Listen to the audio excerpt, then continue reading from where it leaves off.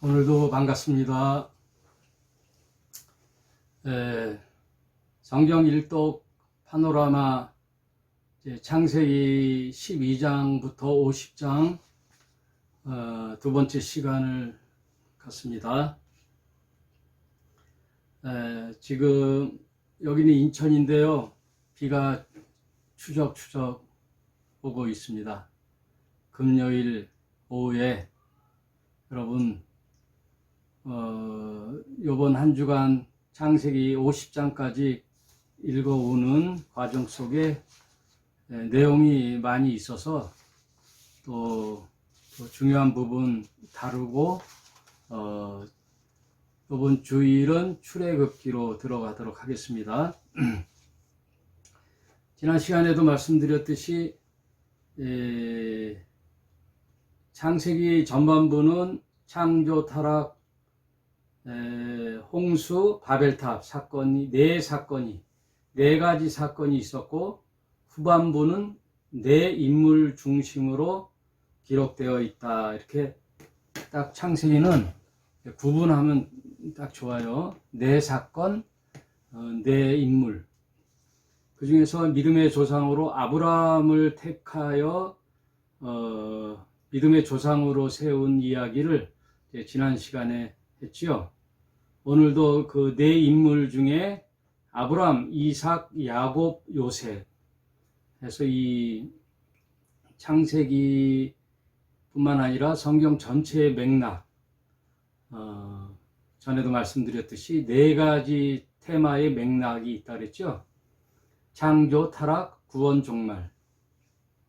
이 서클을 계속 역사 속에 반복하면서 부분적으로도 그렇지만 하나님의 성경 전체 구조도 창조, 타락, 구원, 종말. 그 종말은 심판이죠. 창조가 있다면 이제 종말이 있는 거죠. 전제가 창조가 종말이 있는 거죠. 둠이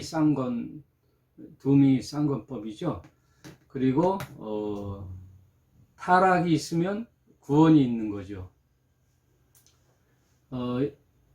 인간이 잘못해서 타락을 했지만 하나님과 자녀의 관계인 인간이 타락했다 할지라도 그것을 방치한 부모님의 입장에 하나님도 구원하지 않으면 의롭지가 못하죠.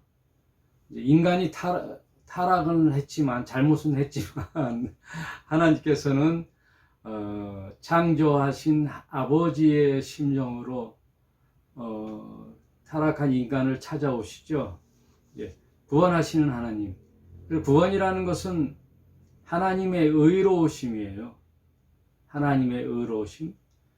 계속해서 성경은 그래서 그 네 가지 테마의 반복적인 역사죠.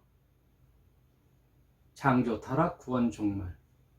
그래서 이제 성경의 부분적인 이야기에도 보면 다 그 테마죠. 그걸 이제 성경 전체 구조의 프랙탈 구조라고 말씀드렸듯이 그 탕자의 이야기도 아버지와 평온히 지내다가 어느 날 죄가 마음에 들어와 아버지와 떨어져 독립하고 싶은 거죠. 그 인간의 근본이에요. 독립하고 싶어서 아직도 살아계신 그 아버지의 유산을 요구하죠.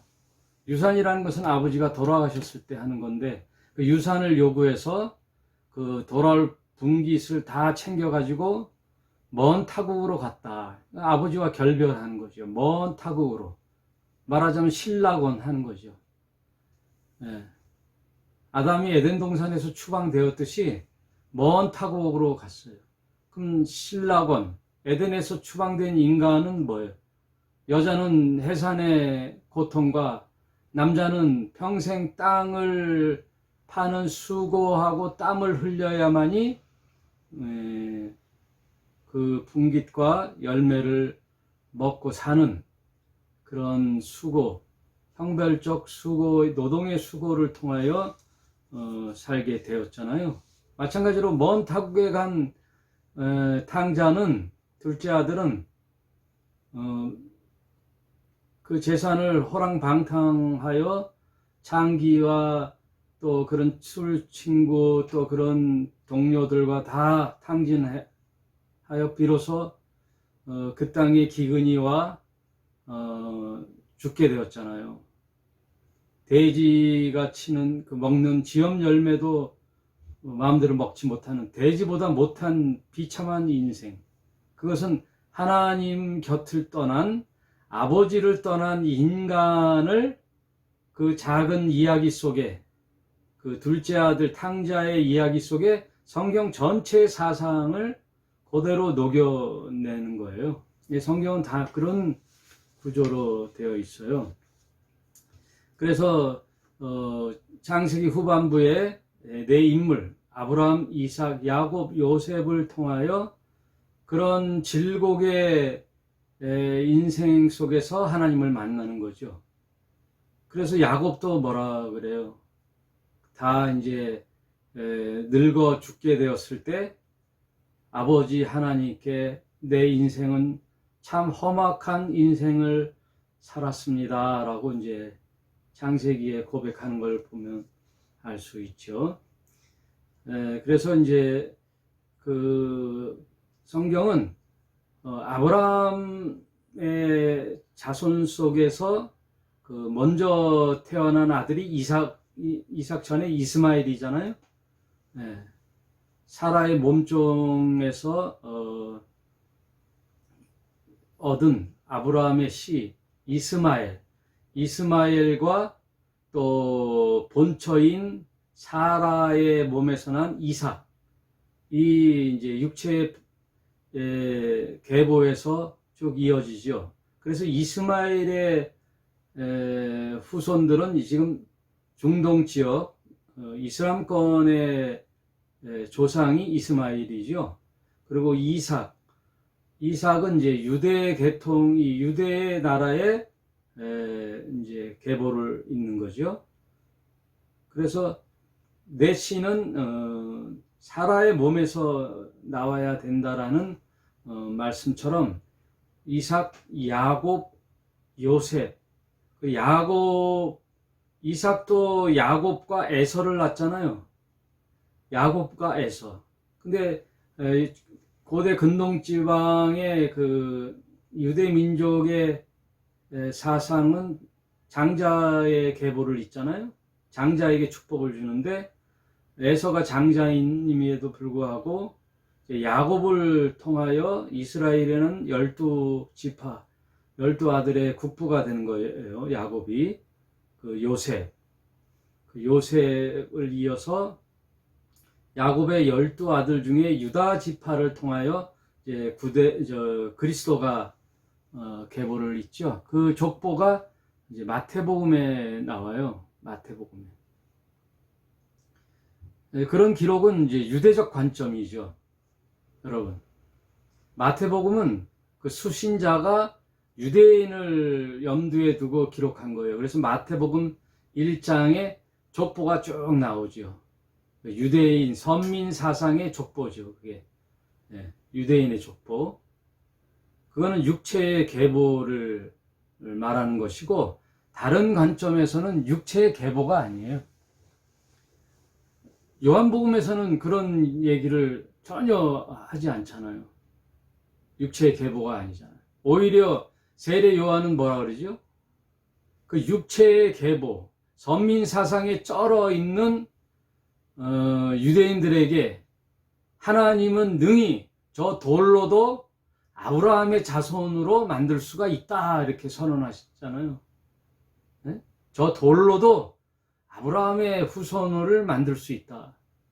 그러니 실제로 하나님의 사람으로 살기는커녕 육체의 선민 사상의 매너리즘에 빠져서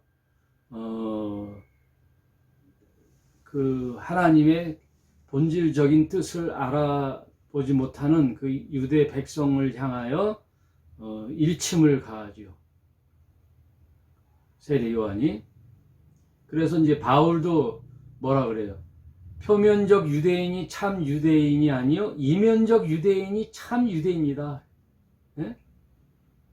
내가 C로는 족보로는 어느 지파, 베냐민 지파, 무슨 유다 지파, 이렇게 무슨 지파 유대인의 혈통으로 태어났다고 해서 유대인이 참 유대인이 아니요. 하나님을 진심으로 믿는 믿음의 사람으로서의 이면적 유대인이 참 유대인이다. 그래서 요한복음 1장에서는 딱 뭐라고 선언하냐면, 요한복음 1장에 아주 이게 중요한 말씀이에요, 여러분. 우리 기독교 신자들이 생각해야 할 중요한 일이, 요한복음 1장에서는 무슨 족보 따위의 얘기를 하지 않아요. 족보 얘기를 하지 않는다고요. 뭐라고 선언해요? 1장 14절에 말씀이신, 로고스이신 말씀이 육신이 되어 우리 가운데 거하심에 우리가 그 영광을 보니 아버지 독생자의 영광이요 은혜와 진리가 충만하더라. 말씀이 육신이 되어 우리 가운데 오는 거예요. 바로 말씀이 그냥 바로 육신이 되어 왔다라고 선언하잖아요. 비록 그 육체의 계보는 유다 지파의 다윗 계열로 해서 그리스도가 탄생하셨지만, 그 빛이신 예수님이 이 땅에 오셨는데 자기 백성, 그 유대인들은 차마 그 당신의 하나님의 아들인 그리스도를 알아보지 못하고 오히려 이방인들이 알아보는 거죠. 그래서 뭐라 그래요? 자기 땅에, 1장 11절에 자기 땅에 오매 자기 백성이 영접지 아니하였으나, 유대인들은 예수님을 영접하지 않았다고요.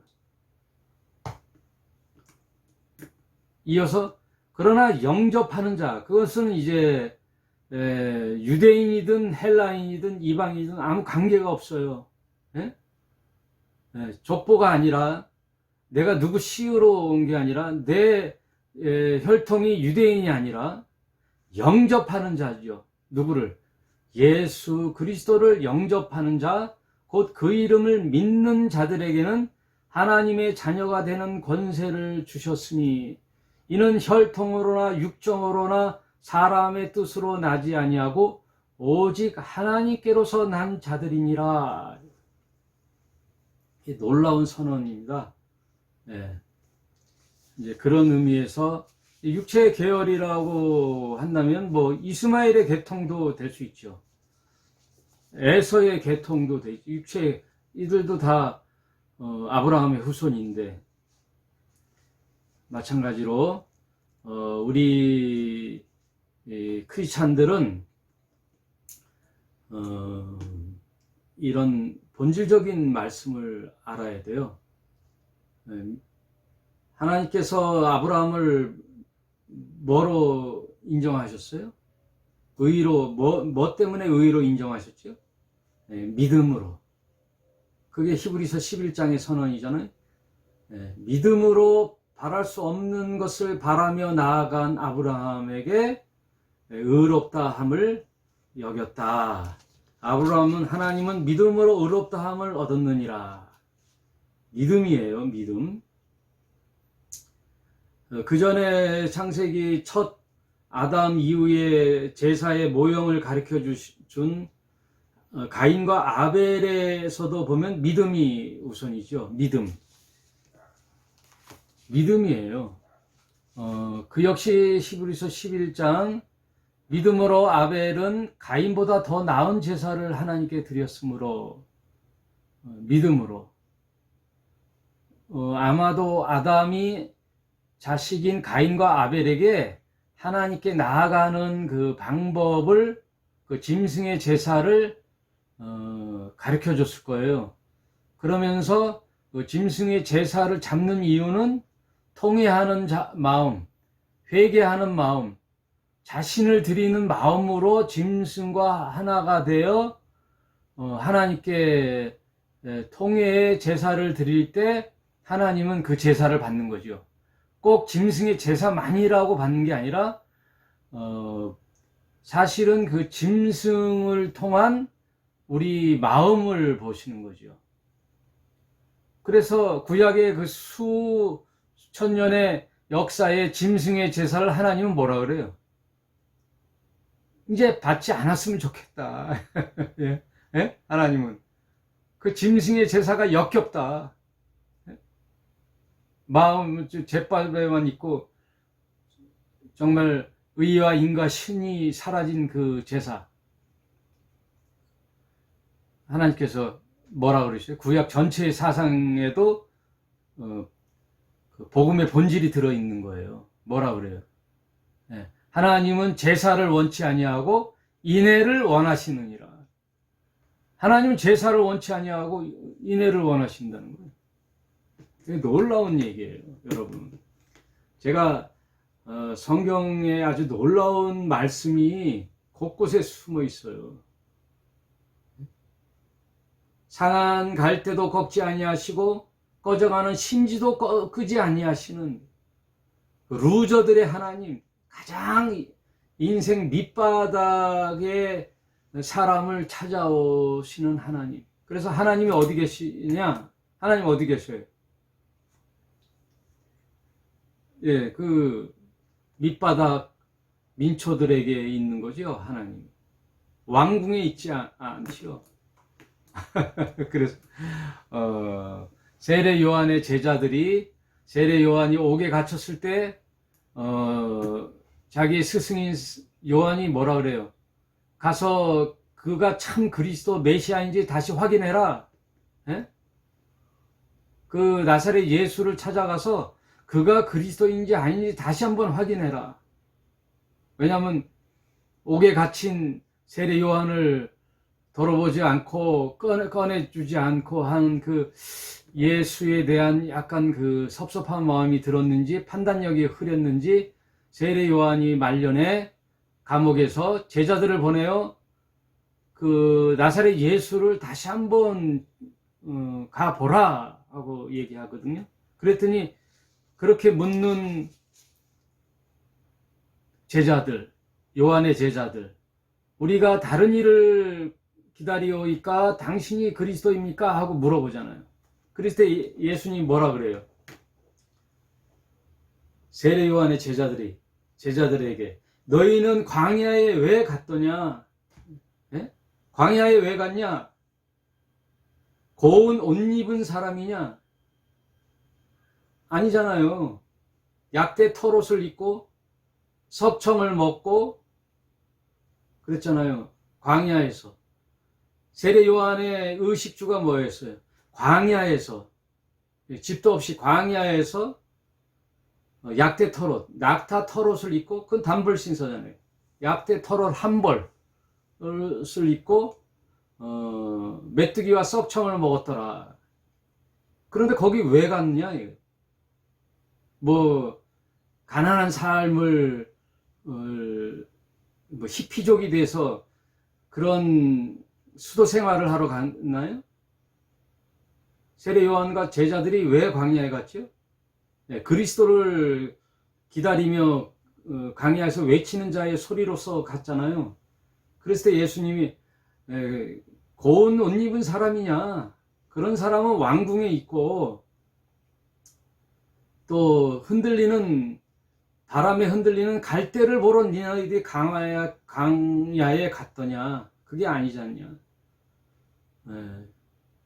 가난한 자에게 복음이 선포되고 눌린 자에게 자유가 선포되며 병든 자가 낫고 하나님 나라의 말씀이 선포되었다 하라. 그렇게 복음이 증거된다고 하라. 즉 이 세상에 버림받고 갈 데 없고 살 희망이 없는 루저들, 창기와 세리들의 하나님, 가장 밑바닥의 민초들에게 오신 그리스도, 그들에게 복음과 자유가 선포된다고 하라. 예, 왜냐하면 그게 그 이사야서 60장 이후에 나오는 그리스도 메시아의 모형이에요. 그것이 메시아가 올 때에는 이런 일이 일어날 것이다. 성경 전체에 흐르는 맥은 믿음입니다. 믿음, 족보가 아니에요.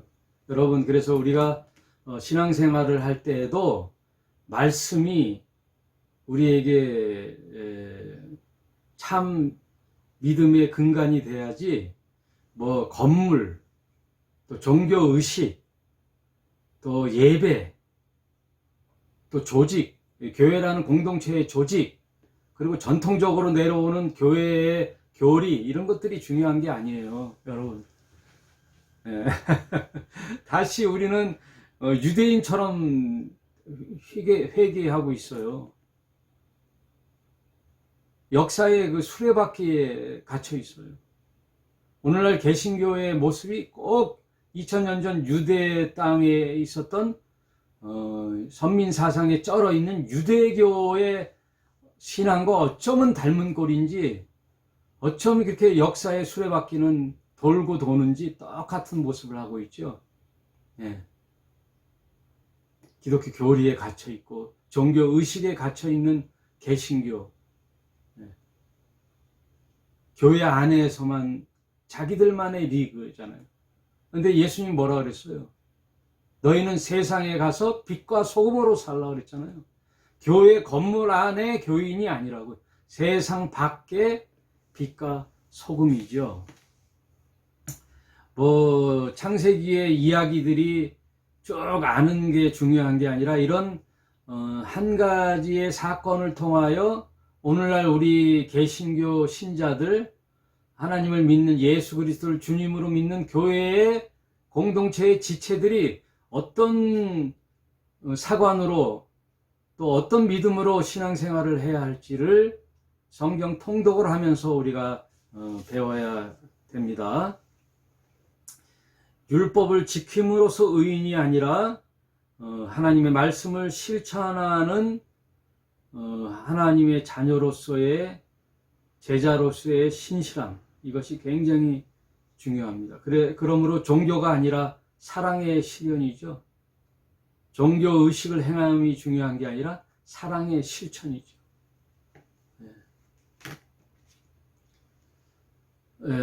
신명기를 보면 또 나오는데요. 신명기에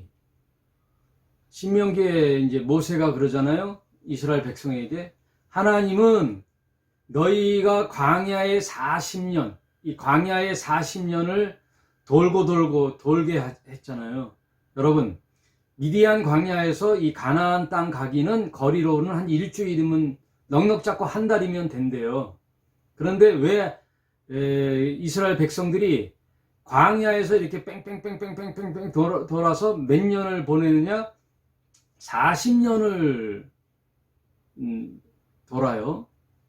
거기서 방황을 해요. 40년을 광야 생활을 해요. 그것은 왜 그렇게 했다 그랬죠?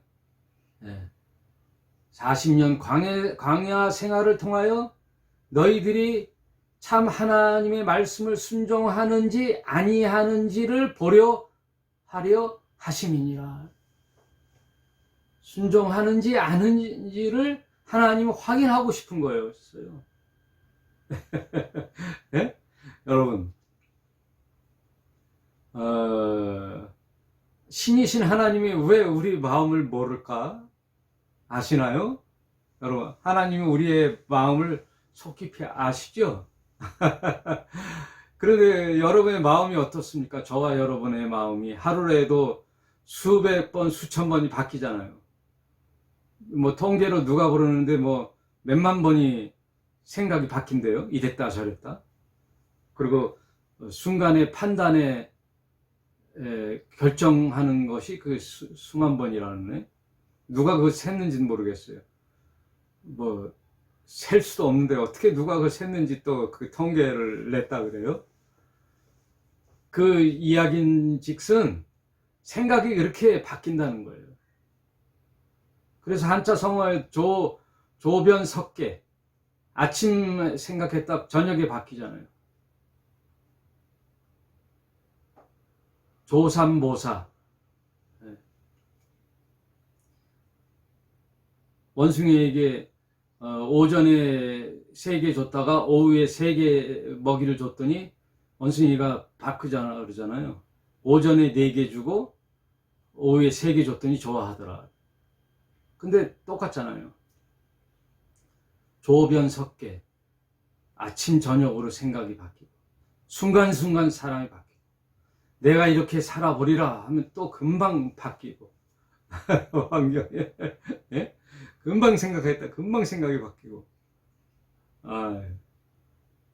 내 안에 다둥이가 있어갖고 이 생각 저 생각 이랬다 저랬다 감정선이 폭발했다 차분해졌다 기뻤다 슬펐다 별놈의 생각을 다 하죠. 계산을 많이 하잖아요. 이렇게 하면 좋을까 저렇게 하면 좋을까. 그렇게 수시로 변하는 인간에게 하나님도 사람 그러잖아요. 10길 물속은 알아도 사람 속을 모르겠다고.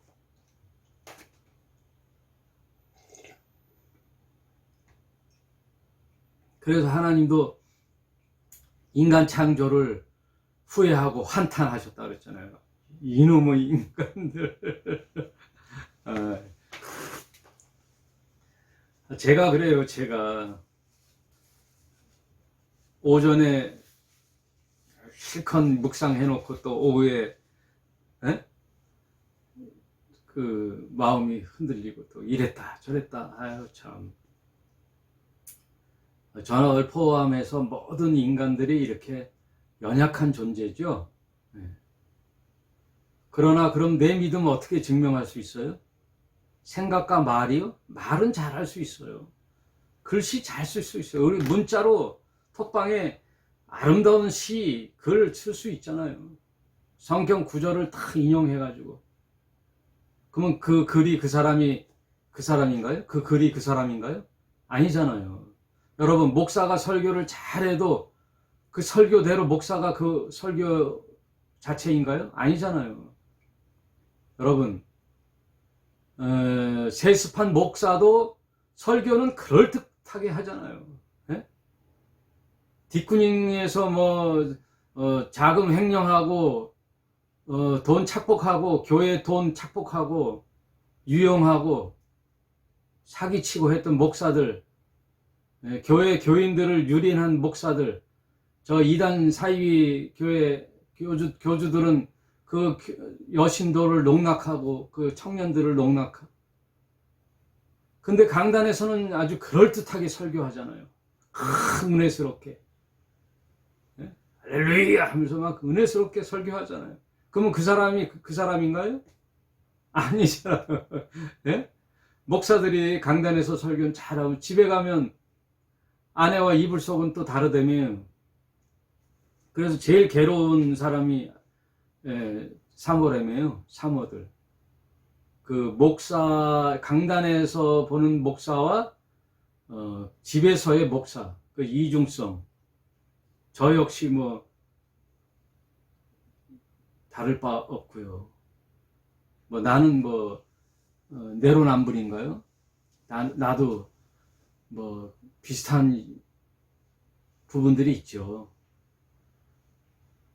영 그런 건 아니지만 부분 또 다른 면이 있다고요. 여러분, 그래서 사람을 신뢰하지 마세요. 목사를 신뢰하지 마세요. 하나님 말씀을 잘 보세요.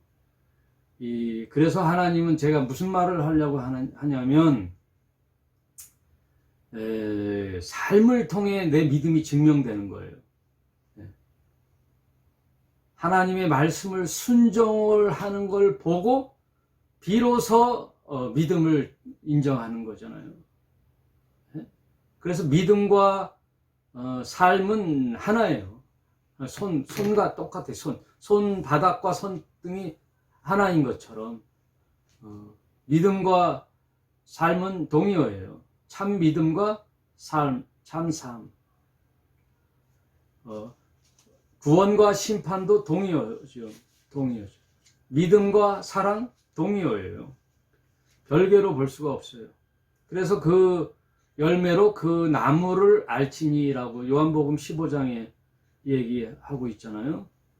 여러분, 아브라함이 그 100세 때 난 아들 이삭을 그 모리아 산에서 꽁꽁 묶어가지고 하나님께 바치라 했을 때 이삭을 제물로 바쳐서 비수를 딱 이제 번제로 조각을 내서 각을 떠야 되니까 짐승의 각을 뜨듯이 아들을 죽이려고 할 때 다급히 하늘의 음성이 들렸죠. 뭐라고 들렸어요? 아브라함아, 아브라함아, 멈춰라. 하나님께서 내가 이제야 비로소, 이제야. 아브라함의 마음을 몰랐나요, 하나님이? 아브라함 마음을 몰랐나요? 내가 이제야 비로소 100세 얻은 네 아들이라도 내게 주려고 하는 그 믿음의 신실성, 하나님을 의지하는, 하나님 말씀을 100% 인정하는, 내 이삭을 그 몰래게 인신제사를 가장 혐오하고 미워하는 하나님께서 사람을 인신 공양을 하라? 그건 있을 수 없는 거잖아요. 그럼 무슨 뜻이 있을 것이다. 그걸 알고 이 아브라함이 믿음으로, 이삭도 믿음으로, 17세인가 16세인가 그 건장한 소년 아들이 이삭이 아버지 117 그때 100세 얻은 아들인 117세 그 노인 아버지를 물리칠 수 없나요? 예. 끈으로 묶으려고 할 때 그걸 할 수 있잖아요. 그러나 이 이삭도 믿음으로 순종을 하는 거죠. 하나님께서 무슨 의도가 있을 것이다. 그러니 옆에 수풀에 걸려있는 순양을 제물로 이삭 대신 바치게 하셨는데 그것이 바로 어린 양 예수를 상징하는 거죠. 그래서 구약의 모든 사건은 그리스도의 모형론으로 보면 무방합니다. 정말 무방해요. 예. 그래서 그 제단 바친 곳이 모리아 산상이죠. 모리아 산. 예. 그 모리아 산이 훗날 솔로몬 성전의 터가 됩니다. 솔로몬의 성전의 터. 지금 이제 이슬람 도움이 있는, 황금 도움이 있는 그 자리. 근데 이제 고고학적으로 그 자리가 아닐 것이다 라고 이제 요새 연구도 활발히 하지만 아무튼 믿음으로써 믿음과 행위가 하나로서 이제 보여주는 거죠. 그래서 하나님이 아브라함과 계약을 맺고 그 계약 속에 이런 말씀을 해요. 아브라함아, 너희가 애굽의 노예로 이제 400년을 살게 될 것이다. 너의 자손들이. 그래서 그 400년 동안 큰 민족을 이루어 이제 내가 시내산에서 이끌려 내 백성으로 삼게 될 것이다.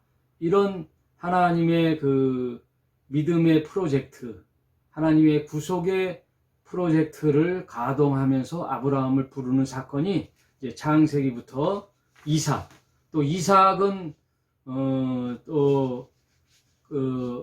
예수 그리스도의 모형으로서 이삭의 우물이 나오죠. 그들이 이제 고대 근동 지방의 유목민들은 자신도 마찬가지고 그 가축들도 다 우물이 있어야 생명을 보존하는데 이삭이 가는 곳마다 우물이 터지죠. 그러나 그 인근 각처에 그게 생명이기 때문에 다른 부족들이 와서 이삭에게 그것을 요구하면 미련 없이 그 우물을 주고 또 딴 데 가서 또 우물을 파죠. 그러면 또 우물이 또 나오고 또 나오고. 아브라함도 조카 롯과 그 종들이 다투는 걸 보고 너의 종들과 우리가 헤어져야 되겠다 할 때 먼저 그 너의 땅을 택하라 그러잖아요. 롯에게. 네가 좌하면 내가 우할 것이요, 내가 우하면 나는 좌할 것이다. 그래서 선택권을 먼저 롯에게 주잖아요. 이런 것들이 다 우리 믿음의 사람들의 정신이라고요. 정신. 그리고 이제 야곱과 요셉에 이르러 창세기 50장에 나오죠. 그리고 이제 아브라함이 100세 때 아들 이삭을 줄 때 언제 약속을 하냐면 아브라함 75세 때 이제 하나님께서 약속을 하죠. 내 100세에 너 자녀를 줄 것이다. 그러니 이제 태도 끊어지고 씨도 끊어졌는데 어떻게 자식이 육체적으로 생각할 때는 도저히 있을 수 없는 일이니까 아브라함도 웃었고 사라도 웃었죠. 하나님께서 아들을 줄 것이다 하니까 웃었잖아요. 하고 웃었잖아요. 그래서 그 웃음이라는 그 말의 히브리어가 이그자크예요. 이그자크, 이삭, 이삭이 되어 이삭. 웃음이라 웃음. 그 당시 고대 근동 지역에는 그 이름이 그 행동으로 이름을 줘주잖아요. 이삭. 네가 웃었냐? 이삭이라 하리라. 또 아브라함의 조카 롯이 소돔과 고모라 땅에 기거할 때 천사들이 그 사람의 모습으로 롯을 방문하지요. 그때 이제 경고를 해요. 하나님이 이 소돔과 고모라가 악하여 심판할 것이다. 너희는 이제 여기서 속히 나가라 할 때 그 모든 이야기를 그 두 딸의 사위에게 했더니 사위들이 뭐라 그래요? 성경이 뭐라고 기록되냐면 농담으로 여겼더라.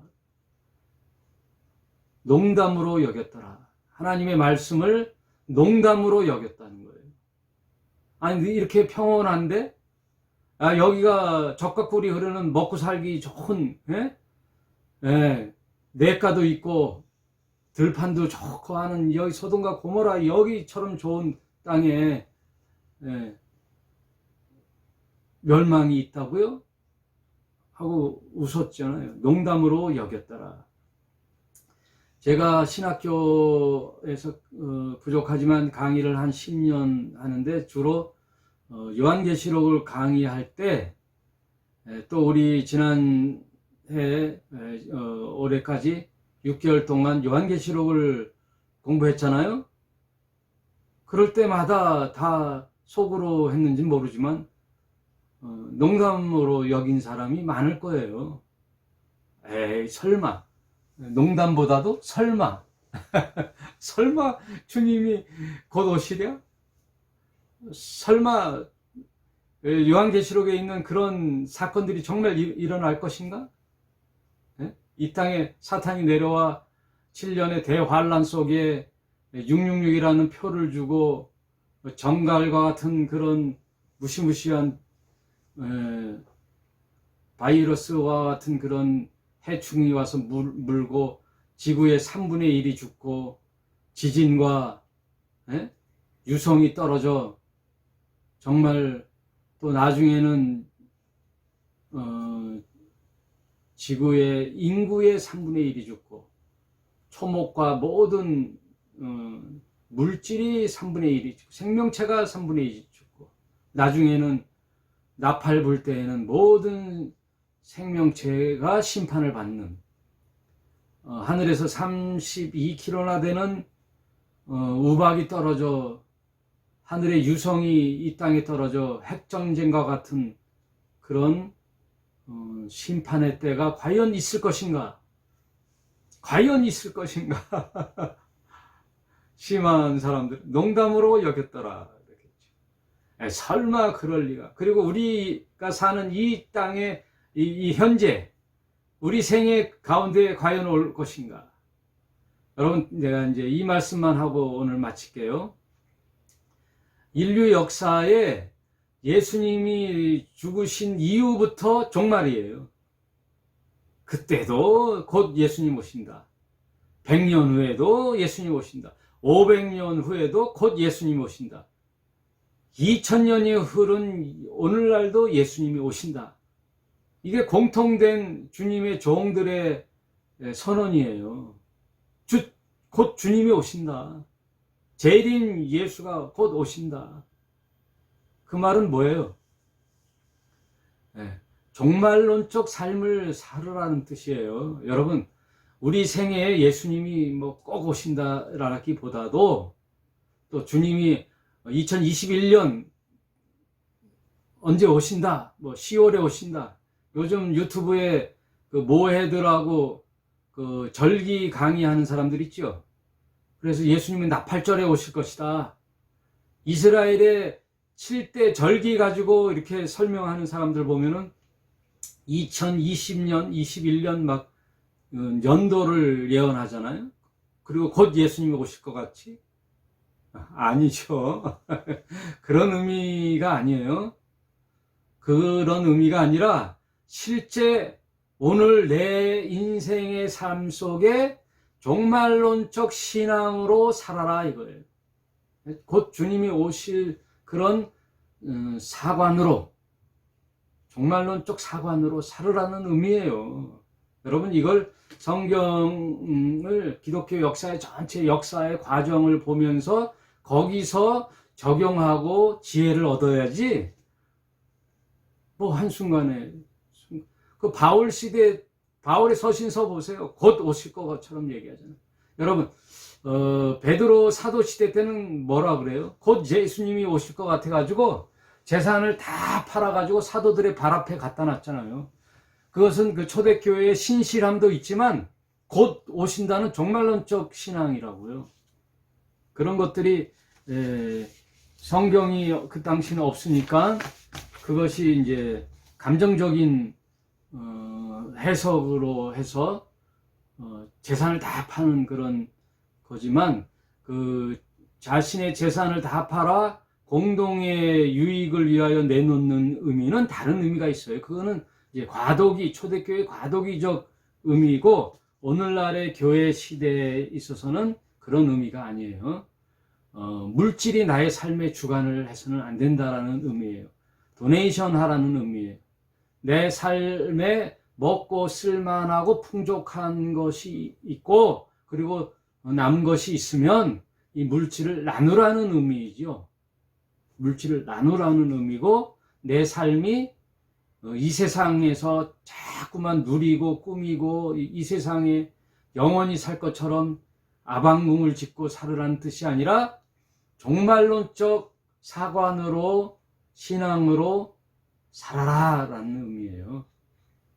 그러므로 뭐 집이 나를 좌지우지할 수 없고요, 또 땅이 나를 좌지우지할 수 없고, 재산이 나를 뭐 어떻게 만들 수가 없고, 이 땅의 아름다움이 좋지만 그것이 또 나를, 내 신앙을 흔들 수가 없는 거죠, 여러분. 그러므로 우리 크리스찬들은 그런 것을 잘 정의를 내려야 됩니다. 재물에 대한 정의, 그리고 이 삶에 대한 가치관의 정의. 하늘 윤리로 살아야 되죠. 하늘 윤리로. 주님의 정으로 신실한 마음으로 검소하게 살고 나누며 사는, 그래서 자기 가치관으로 사는 것이 아니라 하나님의 말씀의 가치관으로 사는 그런 저와 여러분이 되시길 바랍니다. 여러분, 이 족장 시대에 아브라함, 이삭, 야곱, 요셉에 이르는 말씀을 통하여 거기서 오늘날 우리가 이 시대를 살아나는 지혜를 얻어야 돼요. 그래서 오늘날 나에게 적용하는 말씀으로 다시 되새김질 해야지, 성경의 지식의 습득이 우리 성경 통독의 목적이 아닙니다. 그것을 잘 아시고 우리 이제 서서히 이제 차근차근 해 나갑시다. 너무 급한 마음 갖지 말고요, 하나하나 알아가면서 하나님이 우리에게 주신 영적인 메시지, 또 구속사적 섭리를 잘 깨닫는 저와 여러분이 되시길 바랍니다. 바랍니다. 이제 주일날 뵙겠습니다. 감사합니다.